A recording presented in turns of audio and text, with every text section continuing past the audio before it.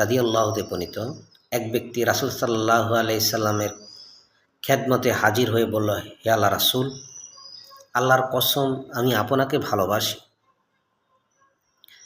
রাসূল সাল্লাল্লাহু আলাইহি সাল্লাম বলেন, তুমি কি বলছো তা একবার ভেবে দেখো।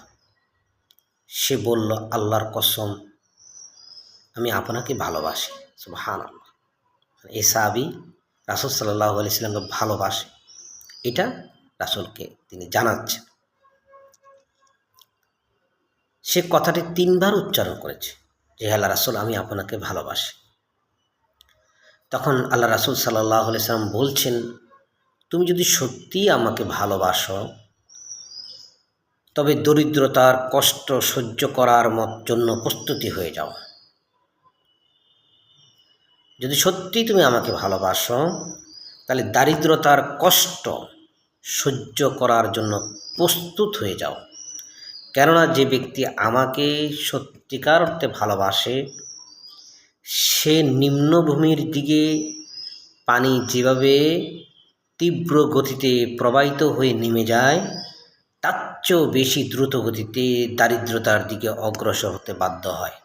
হাদিস তিরমিজি। সম্মানিত উপস্থিতি, রাসূল সাল্লাল্লাহু আলাইহি সাল্লামকে যদি আমরা ভালোবাসি,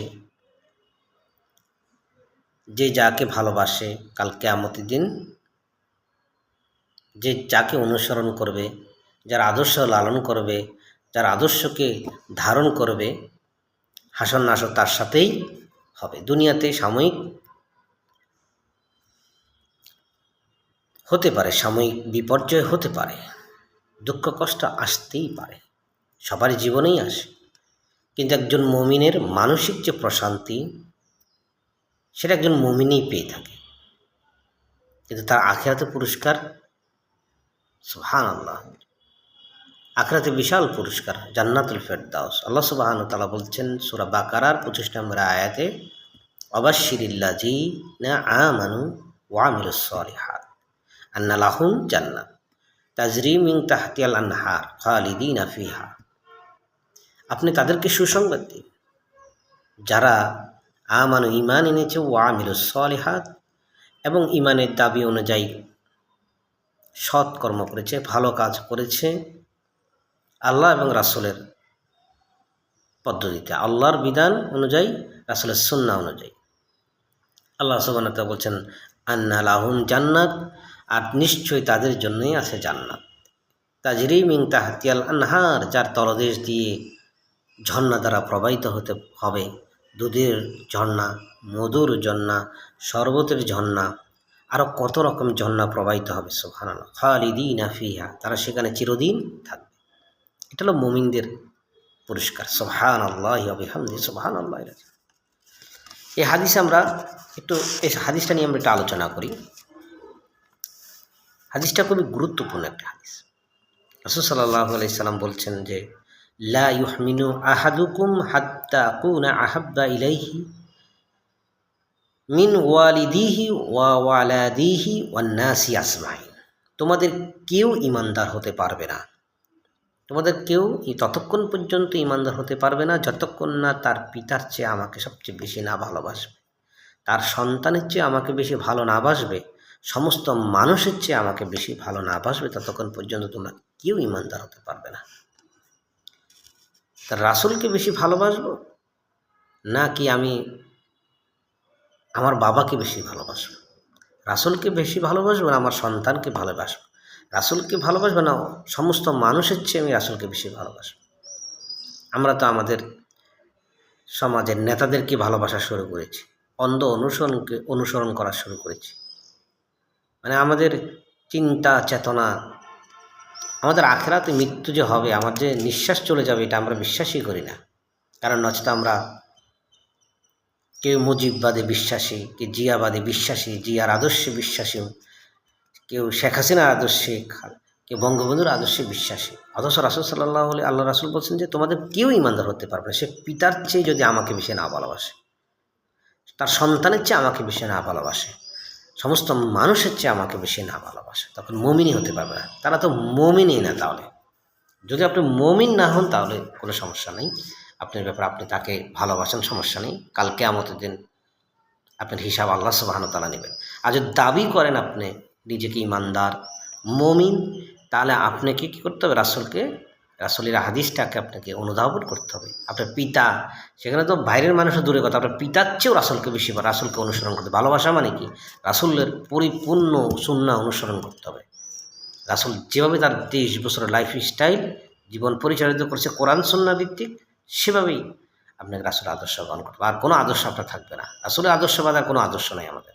আপনার পিতার চেয়ে বেশি ভালোবাসতে হবে, সন্তানের চেয়ে বেশি ভালোবাসতে হবে, সমস্ত মানুষের চেয়ে বেশি ভালোবাসতে হবে, তাহলে আপনি ইমানদার হতে পারবেন।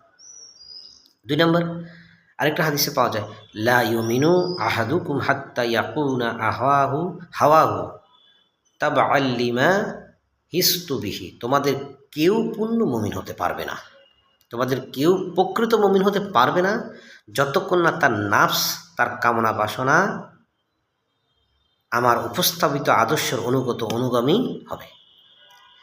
তোমাদের নাফস কামনা বাসনা অনেক কিছু চায়, কিন্তু সেই কামনা বাসনাকে কী করতে হবে? বাদ দিয়ে রাসূলের উপস্থাপিত আদর্শ, রাসূলের সমস্ত হাদিস, রাসূলের কোরআনের সমস্ত বিধিবিধান, পরিপূর্ণ কোরআন এবং রাসূলের সমস্ত হাদিসকে উপস্থাপিত আদর্শের অনুগামী হতে হবে। যদি আমি রাসূলের আদর্শের অনুগামী না হই, তাহলে আমি মুমিন হতে পারব না। সম্মানিত উপস্থিতি, আমি আমার নাফস কামনা বাসনাকে আমি কোথায় দিয়ে দিয়েছি? বিক্রি করে ফেলেছি। আমার কামনা বাসনাকে, নফসকে মানব রচিত বিধানের কাছে, মানুষের দুনিয়াবী মানুষের আদর্শের কাছে, লেনিন মতবাদের কাছে, মার্কস মতবাদের কাছে, জাতীয়তাবাদী মতবাদের কাছে, তারপরে সেকুলারিজম মতবাদের কাছে আমাদের নফস কামনা বাসনাকে আমরা কী করেছি? বিক্রি করে দিয়েছি। যেখানে আমাদের রাসূল সাল্লাল্লাহু আলাইহি ওয়াসাল্লাম উপস্থাপিত আদর্শের কাছে আমাদের কী করতে হবে? সারেন্ডার করার কথা ছিল, সেখানে অন্য জায়গায় আমরা, তাহলে আমরা মুমিন আর থাকবো না, মুমিন আর আমরা হতে পারবো না যদি আমরা তাদেরকে আদর্শ হিসাবে গ্রহণ করি, তাদের চিন্তাধারা আমরা যদি গ্রহণ করি। খুব কঠিন, বুঝতে হবে। আল্লাহ সুবহানাহু ওয়া তাআলা সবাইকে হেদায়েত দান করেন না। আমি তো প্রথমেই বলছি, আল্লাহ সুবহানাহু ওয়া তাআলা যাকে হেদায়েত করেন তাকে কেউ বিভ্রান্ত করতে পারে না। আর আল্লাহ সুবহানাহু ওয়া তাআলা যে বিভ্রান্ত করেন, এরা বিভ্রান্তি দল, যারা লেনিন, মার্ক্সবাদ, জাতীয়তাবাদ, সেকুলারিজম অর্থাৎ বিএনপি, আওয়ামী লীগ থেকে শুরু করে সমাজতন্ত্র যতগুলো দল আছে বাংলাদেশ, সবগুলো বিভ্রান্ত দল, প্রদ্ভষ্ট দল। এরা কোরআন সুন্নাহর পরিপন্থী দল, এরা বাতিল দল। এই যারা কোনো মুমিন এরা করতেই পারে না, কোনো দল তাদেরকে সমর্থন করতে পারে না। আপনি কোরআন এবং সুন্নাহকে যাচাই করুন, বাছাই করুন, পড়াশোনা করুন, দেখুন আপনি ইনশাআল্লাহ, আপনি যদি রাসূল আল্লাহর দিকে আপনি যদি আপনি যদি আল্লাহর দিকে এক বিগত আসেন, রাসূল সাল্লাল্লাহু আলাইহি ওয়াসাল্লাম বলছেন আল্লাহ সুবহানাহু ওয়া তাআলা তার দিকে এক হাত অগ্রসর হবে। আর আল্লাহ সুবহানাহু ওয়া তাআলার দিকে আপনি যদি এক হাত অগ্রসর, আল্লাহ 2 হাত অগ্রসর হবে। আপনি আল্লাহর দিকে যদি হেঁটে আসেন, আল্লাহ আপনার দিকে দৌড়ে আসবেন। অতএব আপনাকে আগাতে হবে, আসতে হবে, যাচাই করতে হবে, দেখতে হবে, প্রচুর পড়াশোনা করতে হবে, দ্বীনি জ্ঞান অর্জন করতে হবে। আচ্ছা, আল্লাহ তাআলা বলছেন সূরা আলে ইমরানের 31 নম্বর আয়াতে বলছেন, কুল ইন কুনতুম তুহিব্বুনাল্লাহ, যদি তোমরা আল্লাহকে ভালোবাসার দাবি করো।